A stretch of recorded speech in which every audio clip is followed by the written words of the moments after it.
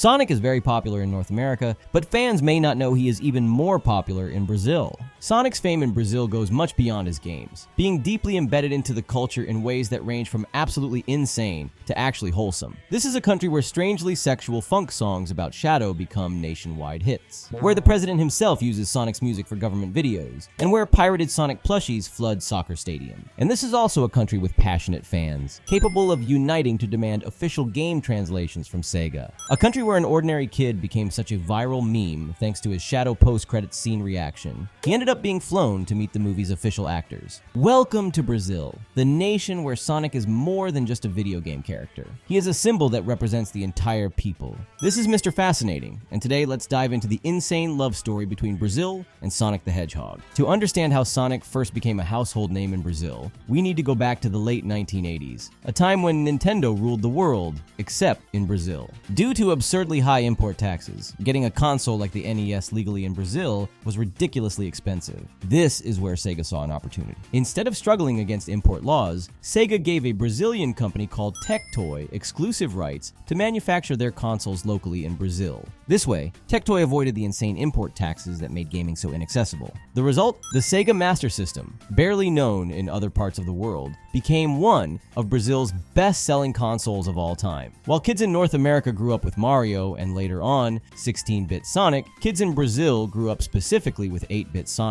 This is a country where 8-bit Sonic 1 is the most iconic Sonic game, where Bridge Zone is just as iconic as Green Hill. The Master System is still being produced and sold by Tectoy to this day, and when the Mega Drive and Dreamcast came around, it sold easily, as Sonic was already an icon in Brazil. Yet by the time the 2010s arrived, Sonic's cultural predominance had to expand. Sonic now had to find his place in Brazil's social media landscape, and of course, he would dominate it. One of the earliest viral videos in Brazilian internet history came in 2013, when a man named Horibur Oliveira uploaded a song called Sonic is My Friend. Sonic é o meu amigo.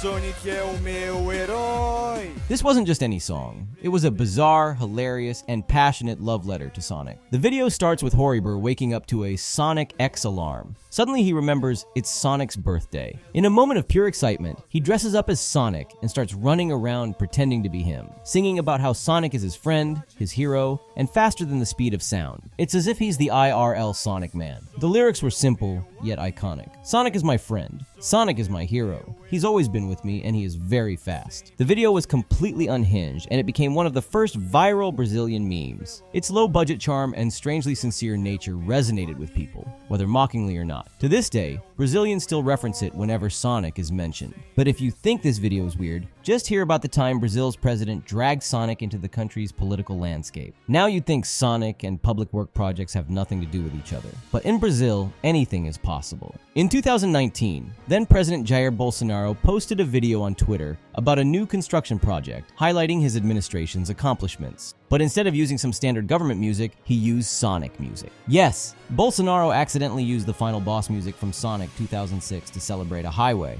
The idea that this dramatic, bombastic music was being used to show off a highway project was absolutely surreal. Within hours, memes flooded the internet. Bolsonaro used Sonic 06 music? The president is now a Sonic fan. The situation escalated when the official Sonic Twitter account from USA acknowledged the incident. They retweeted the video and simply said, "Today, in places we never expected to hear Sonic 06 music." This wasn't just a small local meme anymore. It had gone international. It also raised legal questions. Did the government pay Sega for the rights to use the music, or did they just take it? However, if that wasn't surreal enough, let's talk about how Shadow the Hedgehog became a sexual icon in Brazil. Enter Young Lixu, one of the most famous Brazilian internet funk artists. In his albums Banda 2 and Banda 3, he released songs that were essentially explicit love letters to Shadow, and they became nationwide anthems. One of these tracks, Sonic Anthem, is a fever dream of a song. The singer passionately declares his undying love for Shadow, openly rejecting human relationships in favor of anthropomorphic hedgehogs. There are lyrics like, "I feel Shadow up my ass. Larissa, I don't want your kisses. I only fall in love for black or blue hedgehog." Eu sinto o shadow no meu cu. Larissa, não quero teus beijos. Só me apaixono por ouriços pretos ou azuis dos pelos.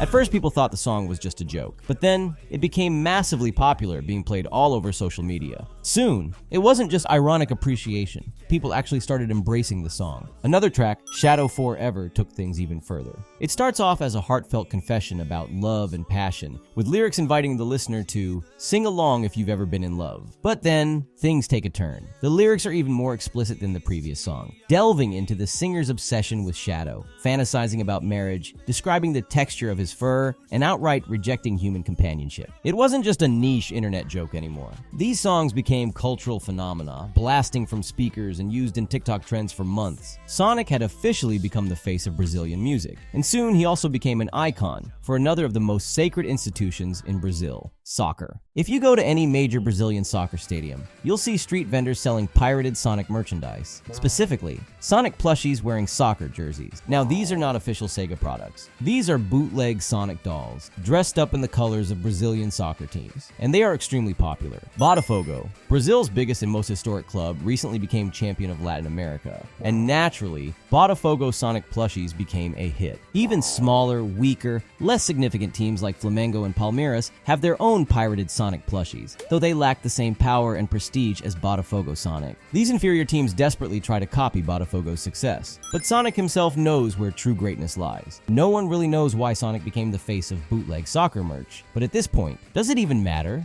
At this point, Sonic had officially transcended gaming in Brazil. He was now part of the country's cultural fabric. And when Brazilian Sonic fans fight for something, they don't just sit around and hope for the best. They make things happen. Which leads us to one of the greatest victories in gaming history, the campaign to bring Sonic Frontiers to Brazil. In 2022, Brazilian Sonic fans took a stand. For over 30 years, Sonic games were never officially translated into Portuguese. But when Sonic Frontiers was announced, fans launched a massive online campaign to get it translated into Brazilian Portuguese. Using the hashtag Sonic Frontiers PTBR, Sonic fans across the country began spamming Sega's social media accounts, demanding that the game be translated into Portuguese. At first, it seemed like a hopeless cause.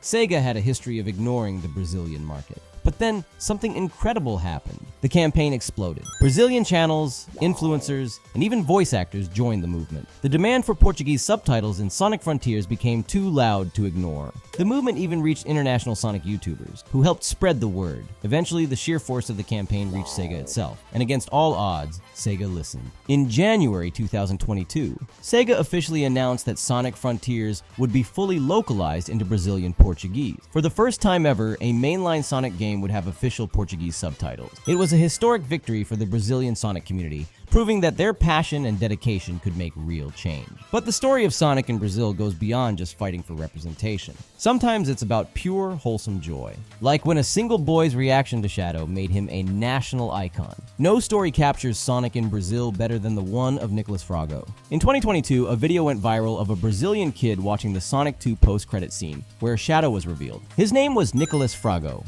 and his reaction to seeing Shadow became one of the most legendary memes in Sonic history. It was uncontrollable excitement. O Shadow, cara, o Shadow. Que é Shadow? Shadow é esse cara aí. O Shadow, cara, o Shadow, velho. O Shadow, cara, o Shadow, velho. O Shadow. He screamed, jumped, and shouted, "It's Shadow, bro! It's Shadow!" His reaction is so pure, so genuine, that it instantly became a viral sensation. Every time the upcoming Sonic movie was mentioned, people would repeat the catchphrase, "Ayo Shadow Cara." Every time the upcoming Sonic movie was mentioned, people would repeat the catchphrase. As Sonic Movie 3 got its first official trailers, even Sonic's and Paramount's official social media profiles started referencing the meme, but no one knew who the boy behind it was. Then Nicolas started creating content online, and fans quickly took notice of him. Through sheer willpower and determination, the Brazilian Sonic fanbase started campaigning for Sega and Paramount to notice Nicolas. And the result? First, during the press tour for Sonic 3, the cast, including Ben Schwartz, Sonic's voice actor, was shown the video. Their response? Absolute joy. I wish I could watch the third movie with that kid.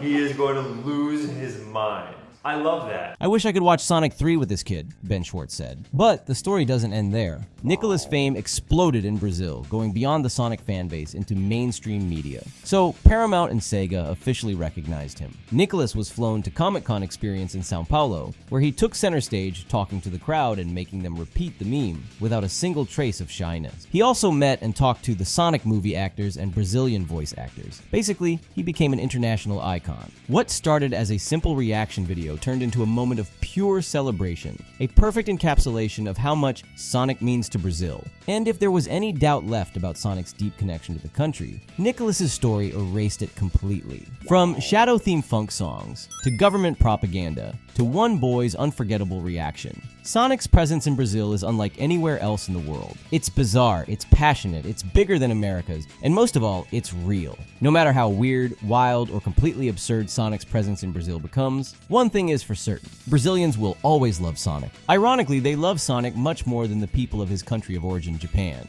To understand why Sonic failed and is completely unknown in Japan, click this video before it disappears forever.